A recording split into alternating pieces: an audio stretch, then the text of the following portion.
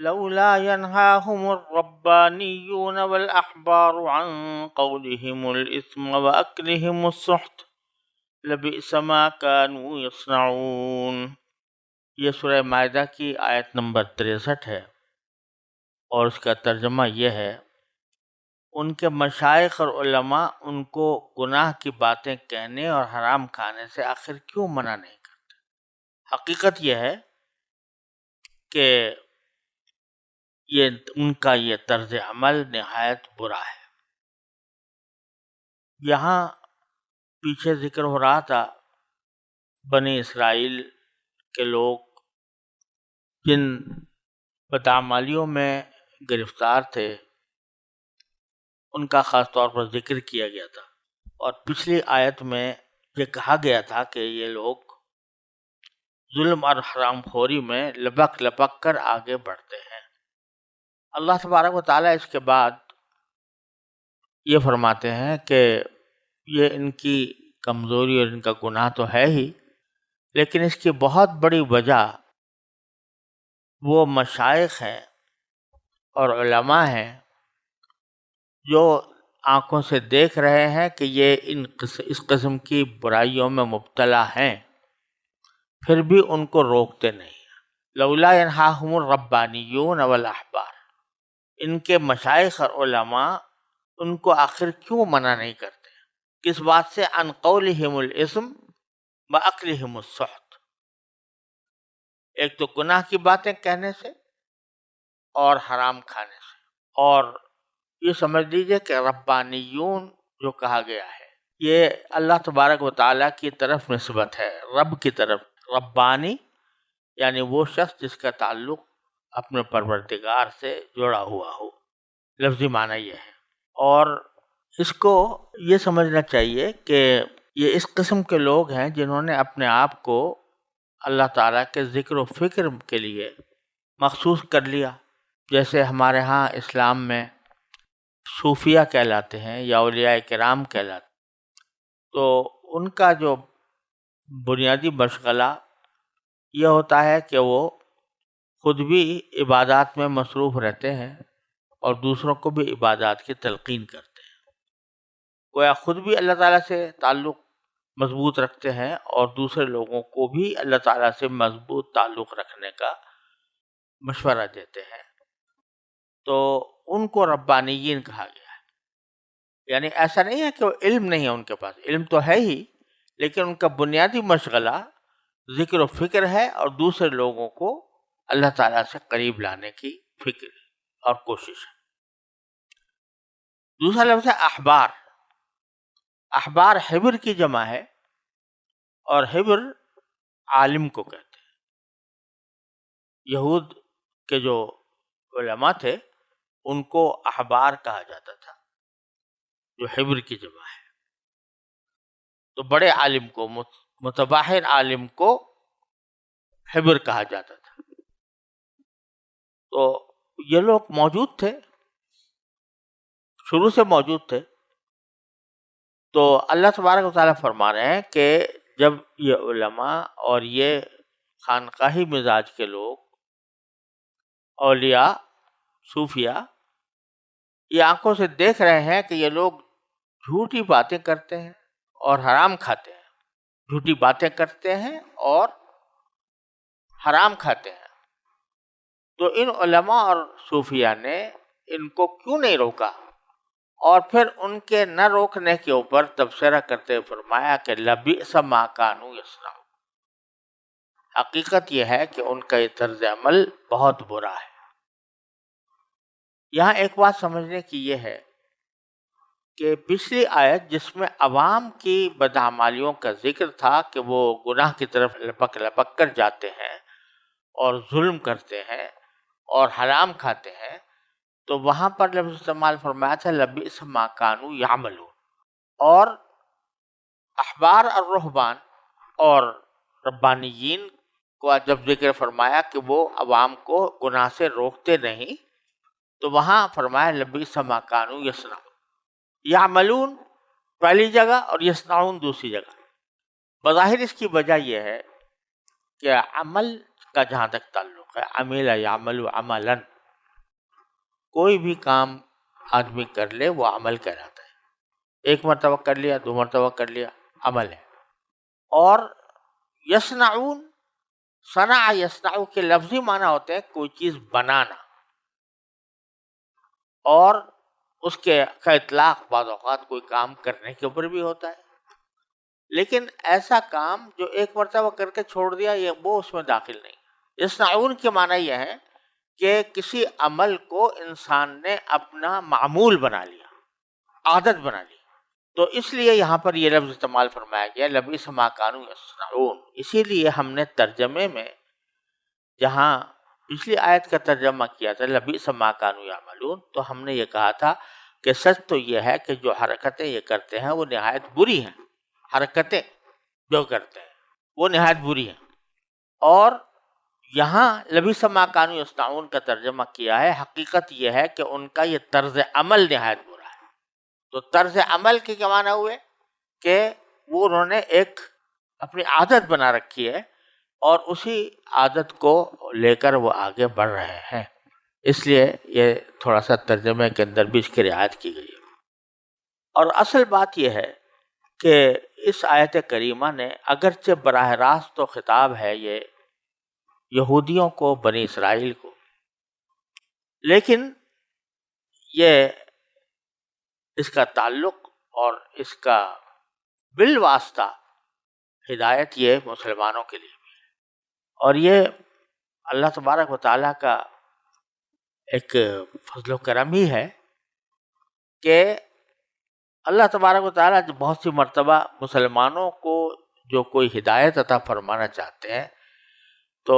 اور خصوصیت سے جب بہت زیادہ بری باتوں کے لیے مسلمانوں کو متوجہ کرنا چاہتے ہیں تو پردہ رکھ کر بات کرتے ہیں. یعنی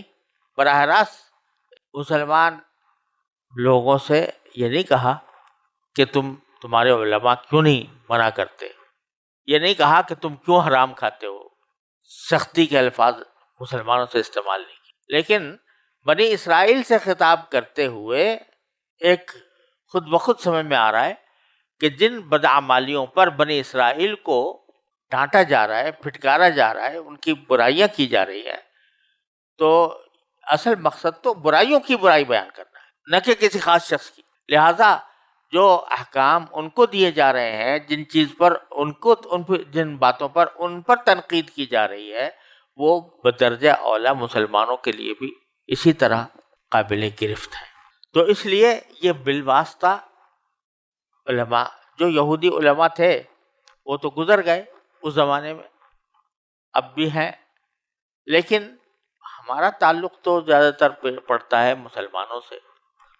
تو اس لیے اس کا تعلق جو ہے وہ ہم سے بھی ہے کہ جن لوگوں نے دین کا علم حاصل کر لیا یا دین کا علم حاصل کرنے کے بعد وہ اللہ تعالیٰ کے ذکر و شغل میں مصروف ہو گئے، خانقاہی نظام قائم کر لیا، اللہ والے کہلانے لگے، تو ان کو سوچنا چاہیے کہ ہم کیوں نہیں لوگوں کو اس حرام خوری سے روک رہے ہیں. تو شریعت کا حکم یہ ہے کہ جس قوم کے لوگ جرائم اور گناہوں میں مبتلا ہوں گے اور ان کے مشائخ علماء کو یہ بھی اندازہ ہوگا کہ اگر ہم ان کو روکیں گے تو یہ باز آ جائیں گے، ایسے حالات میں اگر یہ کسی لالچ یا خوف کی وجہ سے ان جرائم اور گناہوں کو نہیں روکتے تو ان کا جرم اصل مجرموں، بدکاروں کے جرم سے بھی زیادہ سخت ہے. اس لیے حضرت عبداللہ ابن عباس رضی اللہ تعالیٰ عنہ نے فرمایا کہ مشائخ اور علماء کے لیے پورے قرآن میں اس سے زیادہ سخت تنبیہ کہیں اور نہیں ہے. اگرچہ عنوان یہودیوں کا ہے لیکن فرماتے ہیں کہ مشائخ اور علماء کے لیے اس سے زیادہ سخت تنبیہ کہیں اور نہیں ہے.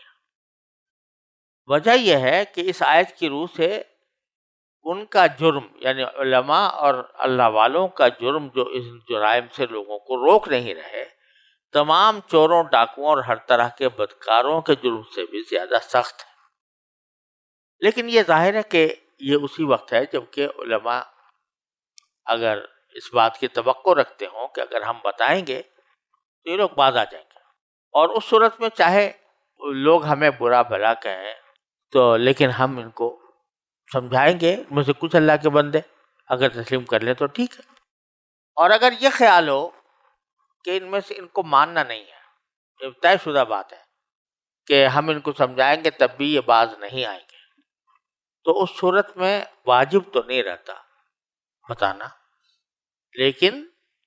افضل اور اعلیٰ پھر بھی ہے کہ آدمی پھر بھی بتاتا رہے، کیا پتہ اللہ تبارک و تعالیٰ کسی وقت کسی کو ہدایت کا ذریعہ بنا دے۔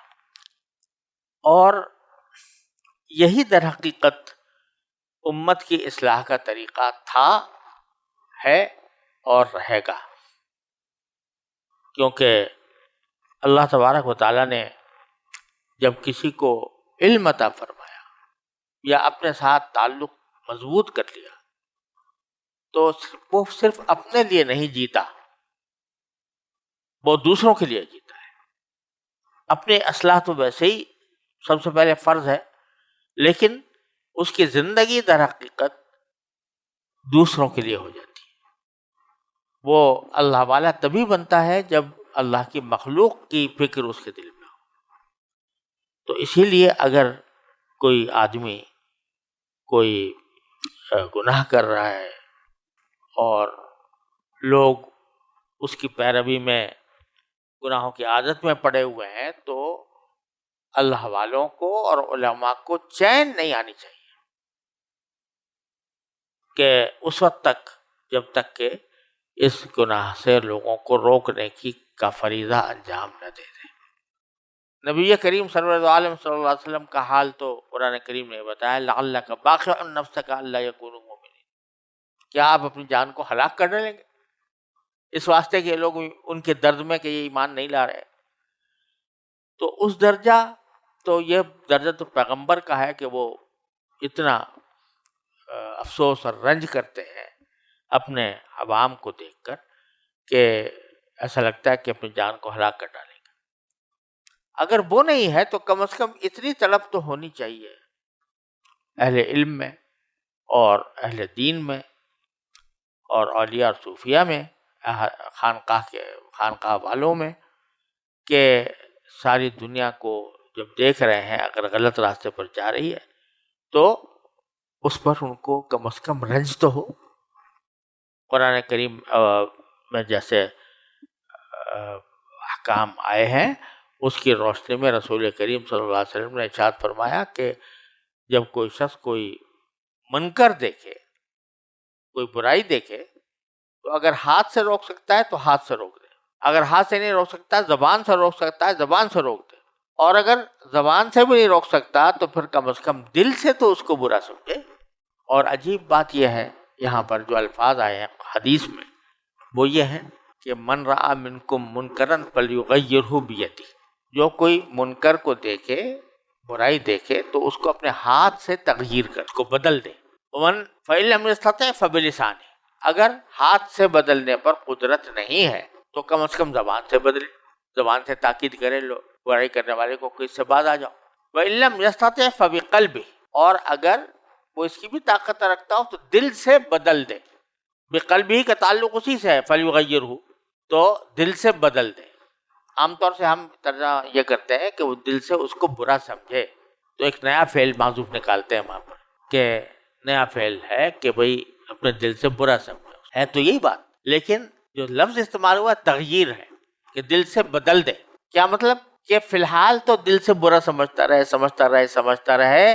اس کی گھٹن اس کی دل میں اتنی پیدا ہو جائے اور اس کا جو فکر ہے وہ اتنی غالب ہو جائے دل کے اوپر کہ ایک وقت ایسا آئے کہ یہ قلب کی گھٹن حالات کو تبدیل کرنے پر آمادہ کر دے۔ جب گھٹن پیدا ہوتی ہے، کسی غم پیدا ہوتا ہے، صدمہ ہوتا ہے کہ کیا ہو رہا ہے، تو وہ بڑھتا جاتا ہے، آدمی کو نیند نہیں آتی، آدمی کو چین نہیں آتا، اور اس کے نتیجے میں پھر وہ کوئی نہ کوئی ایسی کارروائی کرنے پر مجبور ہو جاتا ہے، وہ دل اس کو مجبور کر دیتا ہے کہ جو بدلنے کے اوپر آمادہ کرتے ہیں، زبان سے یا ہاتھ سے۔ جب البتہ ہاتھ سے بدلنے کا جو حکم ہے وہ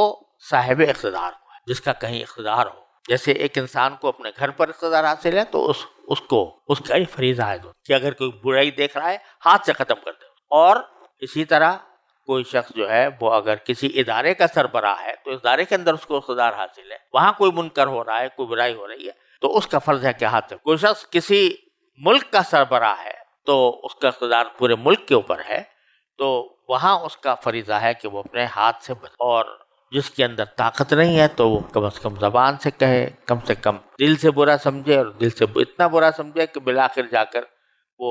حالات کی تبدیلی پر منتج ہو جائے. تو یہ اللہ تبارک و تعالیٰ کا ارشاد ہے. اس ارشاد کے نتیجے میں بات روئے سخن تو ہے یہودیوں کی طرف، لیکن در حقیقت تعلیم ہم سب کو دی جا رہی ہے کہ ان باتوں سے پرہیز کرو. اور جیسا کہ فارسی کا ایک شعر ہے کہ گفت آیت در حدیث دیگراں، کہ بڑی اچھی بات وہ ہوتی ہے کہ جو مخاطب سے براہ راست کہنے کے بجائے دوسروں کی گفت بات کرتے ہوئے اشارہ دے دیا جائے. تو یہاں پر بھی ایسا ہی ہے. اللہ تبارک و تعالی